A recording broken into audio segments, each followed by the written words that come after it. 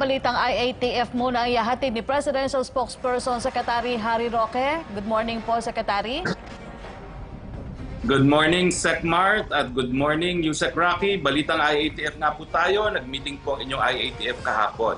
At sa mga panahon na inaasahan na nating lumabas sa anytime ang bakuna laban sa COVID-19, binuo na po natin yung tinatawag nating body na tinalaga ni Presidente para tumutok dito sa vaccine, yung kanilang kapangyarihan. At saka yung plano, kung paano natin mababakunahan ang lahat ng ating mga kababayan. So kahapon nga po, sa pagtatalaga ni Presidente Rodrigo Roa Duterte kay National Task Force COVID-19 Chief Implementer Secretary Carlito G. Valdez Jr. bilang vaccine czar, rinistructure po ang NTF kung saan naglagay ng isang COVID-19 vaccine cluster na ang chair ay ang ating vaccine czar, Secretary Galvez. Ang COVID-19 vaccine cluster ay magiging hiwalay sa response cluster. Ito ay mayroong executive committee members at advisory groups, different task groups, na may kani-kanyang mga papel at may responsibilidad. Dahil sa restructuring na ito, binuwag ang COVID-19 Immunization Program Management Organizational Structure na una nang inaprubahan sa ilalim ng IATF Resolution No. 82 noong October 26, 2020. Ano-ano magiging tungkulin ng vaccine czar? Isa-isahin po natin to. Una, stewardship. Siya ang magko-coordinate sa iba't ibang ahensya, personalidad at mga grupo on behalf of the DOH. Pangalawa, safety and efficacy. Siya ang magpapacilitate ng early issuance ng Certificate of Product Registration sa Food and Drugs Administration. Pangatlo, cost effectiveness. Siya ang magpapacilitate ng health technology assessment kung kinakailangan. Pang-apat, price negotiation. Siya ang mag-activate ng price negotiation board subject to HTA's cost-effective price. Pang-lima, prioritization. Siya ang magpapacilitate ng consensus on prioritization of vaccine recipients. Pang-anim, yung delivery system. Siya ang magpapacilitate ng desisyon na kung gagamit ng private system, gagawa ng protocol on accessing vaccines at registration sa mga primary healthcare providers kasama ang healthcare provider networks at pagpapractice ng guidelines. Kasama rin sa tungkulin ng vaccine czar ang pangwalo, financing at co-payments. Siya ang makipag-ugnayan sa Department of Budget and Management at mambabatas kung kinakailangan ukol sa budget at co-payment ceilings. Pang-siyam, procurement. Siya magpa-facilitate ng pagkuha ng gamit at iba-iba pang mekanismo na pinapayagan ng ating bansa at regulasyon sa pamamagitan ng bilateral, multilateral at iba pang financial modalities. Pang-sampu, supply and logistics movement. Siya ang papasok sa isang kasunduan sa isang third-party warehouse and logistics provider kung kinakailangan. Panlabing-isa, information system. Siya ang mag-establish ng information and technology infrastructure para makapture ang supply chain information at ang sistema ng pamamahagi ng COVID-19 vaccine. Inaprubahan din ng IATF ang Philippine National COVID-19 Roadmap and Implementation Plan.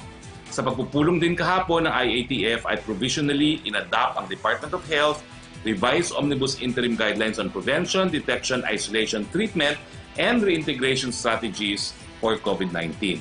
Ito ang mga sumusunod ng principles na nasabing guidelines. Una, mahigpit na ipagpapatupad ang minimum health standards. Ito nga pong iwas, hugas, at mask.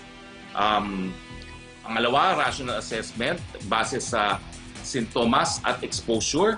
Pangatlo, facility-based quarantine at isolation kung pinapayagan ng mga kondisyon. Pang-apat, pagkumpleto sa 14-day quarantine para sa mga close contacts ng probable and confirmed cases at 10-day isolation para naman sa suspect, probable, and confirmation cases. Panglima, paggamit ng tamang test sa tamang dahilan. At panghuli, pag-intindi sa paggamit at limitasyon ng available testing technologies. Naratipikahan din ng inyong IATF ang Joint Memorandum Circular ng DOH, Civil Service Commission at ng NTF on the operational guidelines of the COVID-19 and other emerging infectious disease response in public sector workplaces. Yan na muna po tayo sa ating balitang IATF. Back to you, Sec Mart and Yusek Rocky. Secretary Roque, meron lamang po mga katanungan ng ating mga kasamahan sa Malacanang Press Corps mula po kay Joyce Balancio ng ABS-CBN. Cagayan Governor Manuel Mamba is suggesting the banning of street caroling this Christmas season to prevent spread of COVID-19. Will the IATF approve such? Hindi pa po yan na napagpulungan at napag-usapan sa IATF, pero I'm sure po ma-agenda yan sa mga susunod na meeting na IATF. Pangalawang tanong po ni Joyce Balancio, umabot po sa 241 million pesos ang utang ng OWA sa hotels that accommodated returning OFWs that needed to be quarantined. May utos po ba ang Pangulo sa OWA or may guarantee din na ibibigay ang palasyo sa Hotel Sales and Marketing Association kagaya po ng guarantee niya sa Philippine Red Cross sa pagbabayad din ng PhilHealth? Well, alam niyo po, sang-ayon po sa OWA, no, mahigit 2.3 billion na po ang nabayad natin sa iba't ibang mga hotel. At lahat naman po yan, yung mga billings ng hotel ay binubusisi, nagre-reconcile at wini-verify sang-ayon po sa standard COA procedures. So wag po kayong mag-alala, may pera po tayo dyan. Meron lang po talagang mga paperwork at mga validation na kinakailangan gawin bago mabayaran. Mula naman po kay Joseph Morong ng GMA7, why would he call Red Cross, I quote, mukhang pera? Baka naman sabihin ni Senator Gordon, hindi ako kasali. Let's allow na lang the President to say what he wants to say and let that remain on record. Bahala na po ang PRC to construe what the President said. Pangalawang tanong po ni Joseph Morong regarding the vaccine. President said poor will get vaccines but those who can afford, wala naman tayong pakialam dyan. What does he mean? Ganito po yan, no? Ang strategiya natin, talaga yung 4-piece recipients natin, yung mga frontliners, police at mga kasundaluhan ang mauuna. At ito po'y garantyado na babayaran ng gobyerno. Pero sang-ayon nga po sa Universal Healthcare Law, meron ding mandato na kinakailangan bigyan natin ng bakuna ang lahat ng Pilipino. No? Pero siguro nga, pag lumabas na yung bakuna, meron pong mga private companies magpapasok dyan at meron naman tayong mga Pilipinong can afford. No? So yung mga can afford, pwede naman po sila magpapakuna. Hindi po natin sila pinipigilan.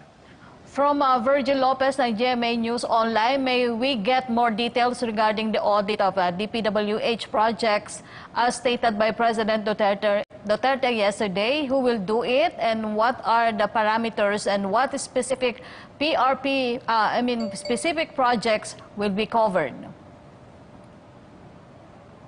Wala pa pong detalye na linabas ng Presidente, pero isa po yan sa katungkulan. Yusek Rocky? Yes, Secretary, medyo naputol po kayo dun sa unang tanong ni Virgil Lopez. Naputol.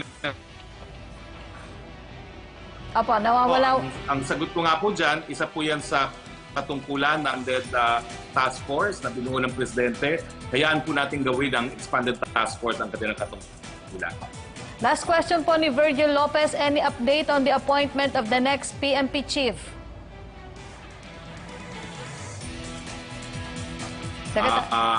The announcement will be made. Secretary Roque, pakiulit po. Medyo nag-choppy po tayo dyan.